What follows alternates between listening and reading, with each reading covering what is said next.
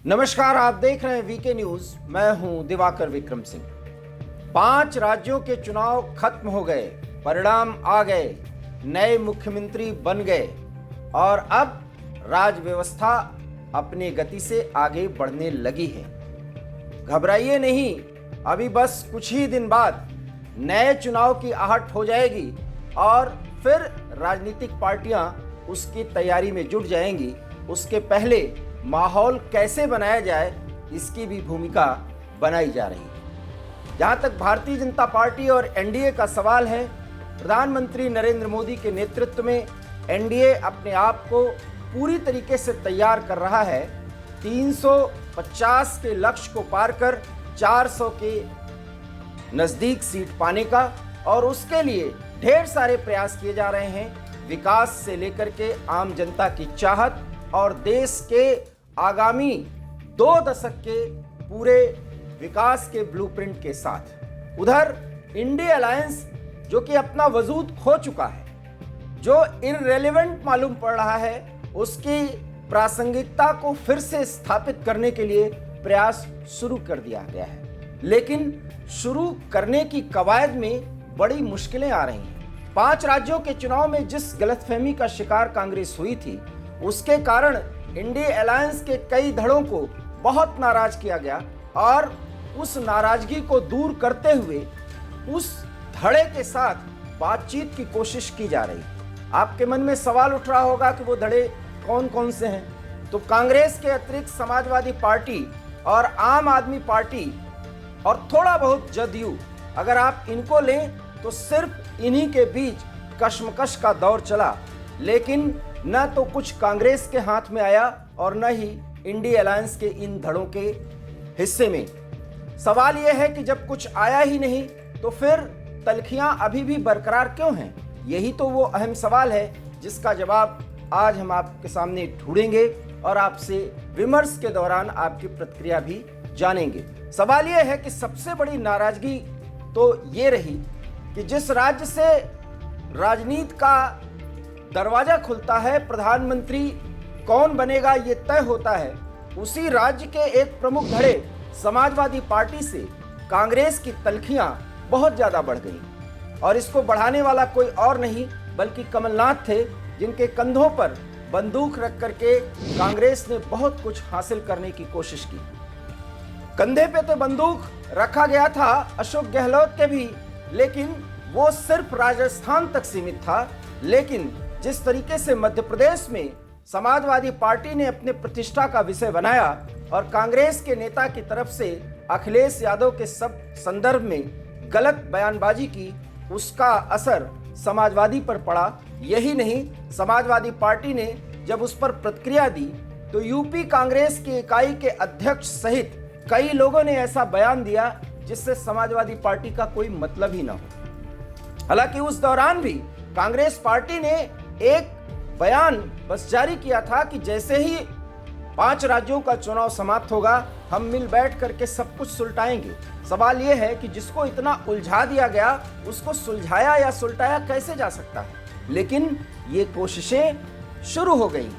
खबर यह है कि अखिलेश यादव से संपर्क साधने के लिए कांग्रेस के कई नेताओं को लगा दिया गया है, लेकिन अखिलेश यादव अभी भी अपने कंधे पर किसी को हाथ रखने नहीं दे रहे हैं, क्योंकि कांग्रेस की सांगठनिक स्थिति को देखते हुए और भावी चुनाव में कांग्रेस के प्रदर्शन का आकलन करते हुए अखिलेश यादव 5 सीट से ज्यादा, वैसे तो बताया ये जा रहा है कि 2 से 3, लेकिन मैक्सिमम 5 सीट से अधिक वो कांग्रेस को देना ही नहीं चाहते अगर सीट शेयरिंग पर कोई बात चली तो।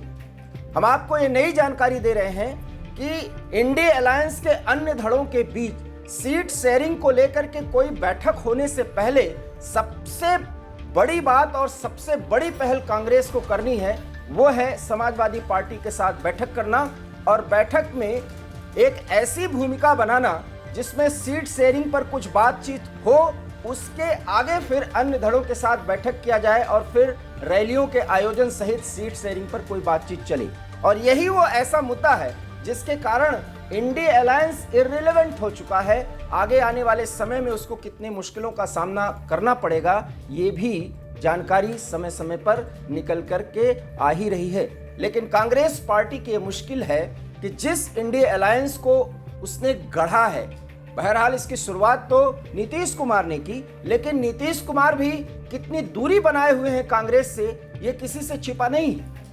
इंडिया अलायंस की एक बैठक अभी हाल फिलहाल हुई जिसमें मल्लिकार्जुन खड़गे के घर आयोजन हुआ।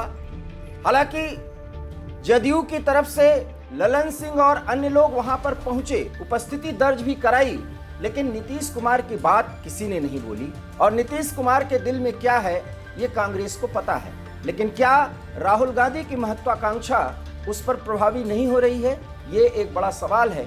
और इसी संदर्भ में अखिलेश यादव ने हाल ही में एक समाचार चैनल के द्वारा आयोजित किए गए एक प्रोग्राम में सीधे सीधे कह दिया कि पीडीए और इंडिया मिलकर चुनाव लड़ेंगे उत्तर प्रदेश में। सवाल यह है कि पीडीए जैसा शब्द जिसका पिछड़ा, दलित और आदिवासी कहा जाता है, उस मुद्दे को अब अखिलेश यादव उठा रहे हैं, तो फिर कांग्रेस क्या करेगी और कांग्रेस के नेता क्या करेंगे, राहुल गांधी क्या करेंगे, और क्या उत्तर प्रदेश में इंडिया अलायंस का भविष्य क्या होना चाहिए, ये सिर्फ अखिलेश यादव तय करेंगे या कांग्रेस या अन्य धड़े। इसी सवाल पर जब बातें नहीं बन रही हैं तो अखिलेश यादव से संपर्क साधा जा रहा है। और हम आपको बता दें कि खबर तो ये भी आ रही है कि जानकारी ये दी जा रही है कि कमलनाथ, जो कि मध्य प्रदेश कांग्रेस के मुखिया भी रहे और मध्य प्रदेश कांग्रेस को जिताकर सरकार बनाने की बात करते रहे, उनसे भी इस्तीफा दिलवाकर, इस्तीफा लेकर कांग्रेस ने यह संकेत दिया है कि अब कमलनाथ का कोई वजूद नहीं है। हालांकि कमलनाथ उसके बाद भी बयान दे रहे हैं कि अभी उनका समय गया नहीं है। सवाल यह है कि कमलनाथ का क्या होगा क्या नहीं, ये तो कांग्रेस पार्टी तय करेगी, या कमलनाथ की जो हैसियत राजनीति में है उसके आधार पर तय होगा। लेकिन इतना जरूर है कि कांग्रेस पार्टी से ये संदेश देने की कोशिश अखिलेश यादव को की जा रही है कि बदली हुई परिस्थितियों में आपकी महत्वाकांक्षा या आपकी नाराजगी पर कमलनाथ यदि प्रभावी हो रहे थे तो कमलनाथ का हिसाब कर दिया गया। लेकिन अखिलेश यादव अभी भी नहीं मान रहे हैं, क्योंकि वो जिस मौके की तलाश में थे वो मौका आ गया है। 3 राज्यों में भारतीय जनता पार्टी के सामने कांग्रेस बुरी तरह से परास्त हुई और अब अखिलेश यादव यही कह रहे हैं कि मध्य प्रदेश में भी जिस विधानसभा सीट के शेयरिंग के लिए उन्हें रात भर बैठाया गया, अब सीट शेयरिंग फार्मूला में उन्हें मध्य प्रदेश में भी अपने लोकसभा के प्रत्याशियों को, उम्मीदवारों को खड़ा करना है। उत्तर प्रदेश में भी उनके प्रत्याशी उम्मीदवार तय किए जाएंगे और वही तय करेंगे कि कांग्रेस कहां से चुनाव लड़ेगी। आपको लिए हमने बता ही दिया कि 5 सीटों पर मैक्सिमम बातचीत की बात सामने आ रही है, 2 सीटों पर लगभग तय है और 3 सीट पर भी अखिलेश यादव कांग्रेस से ये पूछेंगे कि किस आधार पर वो ये चुनाव जीत पाएंगे, इन 3 सीटों पर विजय दर्ज कर पाएंगे। कांग्रेस से ये सवाल किया जाएगा। ये जो खबर मिल रही है वो हम आपको बता रहे हैं, लेकिन फिलहाल कांग्रेस की कोशिश है कि इंडिया अलायंस को रेलेवेंस देने के लिए अखिलेश यादव से पर्दे के पीछे बातचीत की जाए और जब बातचीत एक कंक्लूजन पर पहुंचे तो उसके बाद एक सार्वजनिक बयान देने की स्थिति में दोनों आए और उसके बाद फिर इंडिया अलायंस की आगे की गतिविधि शुरू हो।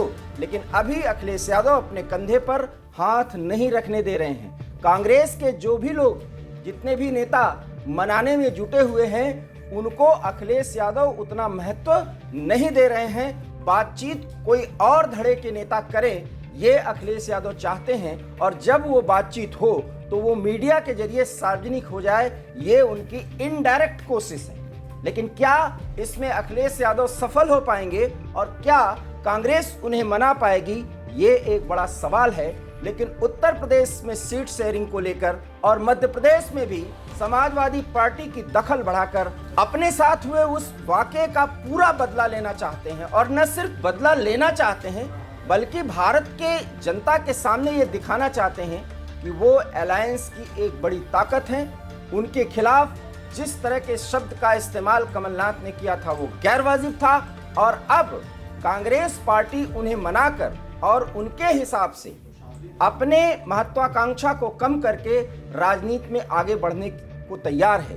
जब ये संदेश कांग्रेस पार्टी की तरफ से आएगा, फिर इंडी अलायंस के आगे की गतिविधियां शुरू हो जाएंगी, क्योंकि अभी आम आदमी पार्टी, ममता बनर्जी और शरद पवार भी इंडी अलायंस को लेकर के कोई बहुत बड़ा संकेत नहीं दे रहे हैं। रही बात नीतीश कुमार की, तो नीतीश कुमार भी पूरी तरीके से एक ऐसी प्रतिक्रिया की स्थिति में अपने आप को ला करके खड़ा किए हुए हैं जहां सिर्फ दृष्टा भाव से राजनीतिक घटनाक्रम को देखा जा रहा है। फिलहाल इंडिया अलायंस को वजूद में लाने और उसे प्रभावी बनाने की पूरी कोशिश कांग्रेस की तरफ से की जा रही है, लेकिन कांग्रेस ने 5 राज्यों के चुनाव में इतनी गलतियां कर दी हैं कि उसको सुलझाने और उस पर पर्दा डालने की तमाम कोशिशें भी फिलहाल असरदार नहीं हो पा रही हैं।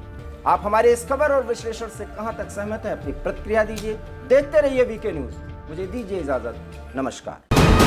वीके न्यूज, राष्ट्र के नाम।